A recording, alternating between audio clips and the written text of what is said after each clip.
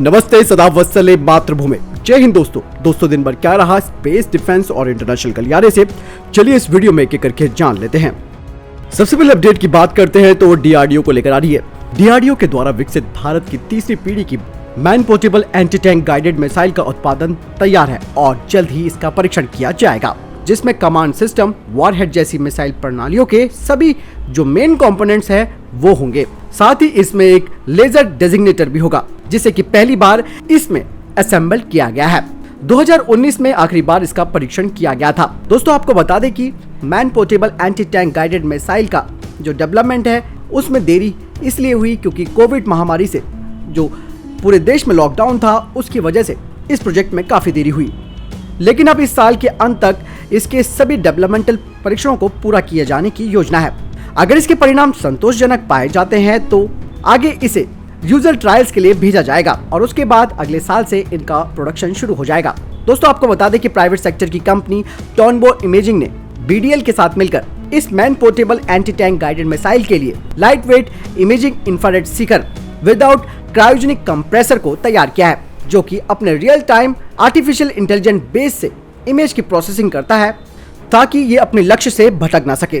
दोस्तों आपको बता दें कि इमेजिंग इंफ्रारेड सीकर पर काम लगभग पूरा हो चुका है और कई निजी कंपनियां उत्पादन में प्रवेश करने पर इस मिसाइल प्रणाली की सप्लाई चेन का हिस्सा होंगी। साथ ही टॉनबो इमेजिंग ने जीपीएस और डिजिटल कंपास को कमांड लॉन्चर यूनिट के साथ इंटीग्रेटेड किया है। इसके अलावा मिसाइल कंट्रोल इलेक्ट्रॉनिक्स और लेजर रेंज फाइंडर भी man portable anti tank guided missile के लिए तैयार किया है। दोस्तों अगली डिफेंस अपडेट की बात करते हैं तो वो आ रही है बियॉन्ड विजुअल रेंज ड्रोन्स को लेकर। दोस्तों भारतीय सेना ने पंजाब में एक स्वदेशी रूप से विकसित किए गए यूएवी का परीक्षण किया है। इस यूएवी का परीक्षण कोविड-19 की वस्तुओं को डिलीवरी करने के लिए किया गया था और महत्वपूर्ण रूप से परीक्षण ने दूर दूर की सीमाओं पर अपने संचालन की क्षमता को साबित किया, यानी कि बियॉन्ड विजुअल रेंज साइट, जिसका मतलब यह है कि ड्रोन को रिमोट या फिर एक रडार या फिर इसके ऊपर एक और बड़े यूएवी के द्वारा इसे नियंत्रित किया गया था, जो संभवतः पेलोड ड्रोन ले जा सकता था और इस यूएवी को मेड इन इंडिया प्रोजेक्ट के तहत बनाया गया है। सूत्रों का कहना है कि सेना ने जिला प्रशासन के साथ इन परीक्षणों को अंजाम दिया। इससे ये बात अब क्लियर है कि इस तरीके के ऑपरेशनल ड्रोन्स की संख्या में वृद्धि हो सके और हर ड्रोन का इंड्यूरेंस टाइम और पेलोड को बढ़ाया जाए। वहीं सेना निगरानी के लिए कुछ बड़े ड्रोन्स का इस्तेमाल भी कर रही है। अगली अपडेट इंडियन एयरफोर्स को लेकर आ रही है। Air chief marshal RKS Bhadauria ji अपनी फ्रांस की 5 दिवसीय यात्रा पर निकल चुके हैं।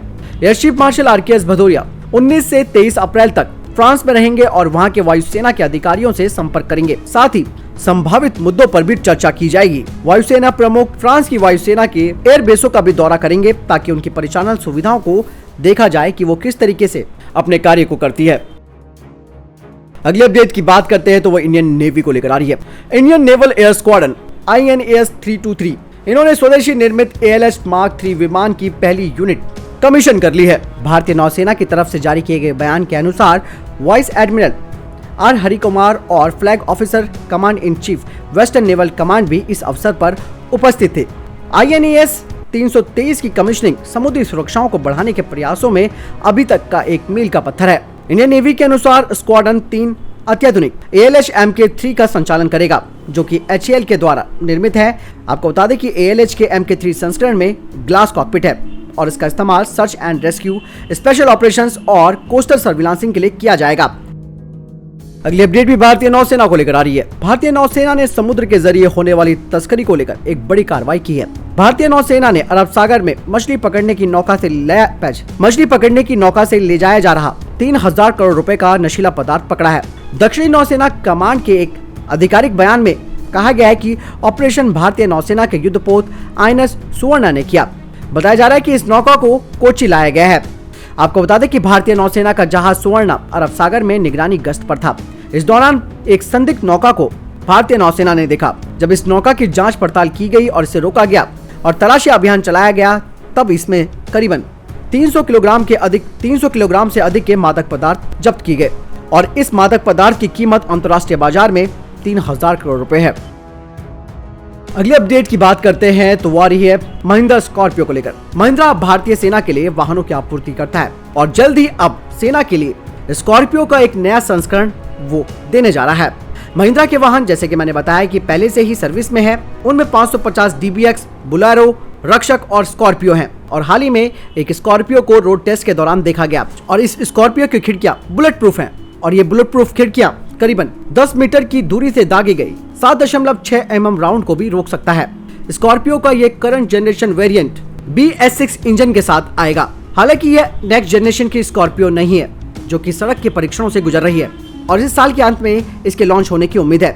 Current generation Scorpio 2.2 litre M-HOC diesel motor के द्वारा संचालित है।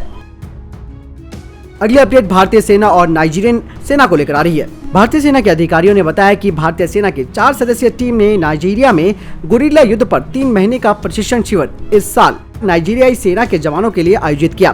भारतीय सेना के अधिकारियों ने ये भी बताया कि उनकी एक मोबाइल प्रशिक्षण टीम के 4 सदस्य नाइजीरिया सेना की पैदल सेना और विशेष बल के 200 सैनिकों के लिए आतंकवाद रोधी और आतंकवाद निरोधी प्रशिक्षण का आयोजन उन्होंने किया। ये प्रशिक्षण नाइजीरियाई आर्मी स्कूल ऑफ इन्फेंट्री में 22 जनवरी से 18 अप्रैल के बीच आयोजित किया गया था। खास बात यह थी कि यहाँ पर भारतीय सेना के जवानों ने नाइजीरियाई सेना को गुरिल्ला युद्ध के गुर सिखाए। अगली अपडेट की बात करते हैं तो वो नासा के इंजेनिटी हेलीकॉप्टर को लेकर आ रही है। अमेरिका की अंतरिक्ष एजेंसी नासा के परसिवियरेंस रोवर के साथ मंगल पर पहुंचा इंजेनिटी हेलीकॉप्टर ने उड़ान भरकर इतिहास रच दिया है। करीब 6 साल की कड़ी मेहनत के बाद बनाए गए इस हेलीकॉप्टर की लाल ग्रह पर होने वाली पहली उड़ान को लेकर पूरी दुनिया में उत्सुकता का माहौल था। नासा ने कई चैनलों के जरिए इस ऐतिहासिक घटना का लाइव प्रसारण भी किया। इंजेनिटी हेलीकॉप्टर ने मंगल ग्रह के जेजेरो क्रेटर में बने एक अस्थायी हेलीपैड से उड़ान भरी। ये धरती के अलावा पहली बार किसी दूसरे ग्रह पर हेलीकॉप्टर की उड़ान है। इस मिशन को नासा के कैलिफोर्निया स्थित जेट प्रपल्सन लेबोरेटरी से कंट्रोल किया गया। नासा के इंजेनिटी हेलीकॉप्टर ने स्वायत्त रूप से अपनी पूरी उड़ान का संचालन किया। लगभग 1.8 किलोग्राम का ये रोटर क्राफ्ट अपने 4 कार्बन फाइबर ब्लेड के सहारे इसने उड़ान भरी, जिसके ब्लेड 2400 राउंड प्रति मिनट की दर से घूम सकते हैं और ये स्पीड धरती पर मौजूद हेलीकॉप्टरों के ब्लेड की रोटेटिंग स्पीड से लगभग 8 गुना ज्यादा है। ऐसा इसलिए किया गया क्योंकि मंगल का वातावरण धरती की तुलना में 100 गुना अधिक पतला है। यह हेलीकॉप्टर जमीन से सिर्फ 10 फीट ऊंचा उड़ेगा। तो दोस्तों ये था अभी तक के टॉप डिफेंस और स्पेस अपडेट्स। वीडियो के संबंध में कोई प्रश्न जवाब या आपको कोई सवाल है आप कमेंट सेक्शन में लेकर जरूर पूछ सकते हैं। बहरहाल इस वीडियो के लिए इतना ही, मिलता हूं नई वीडियो के साथ, तब तक के लिए जय हिंद जय भारत।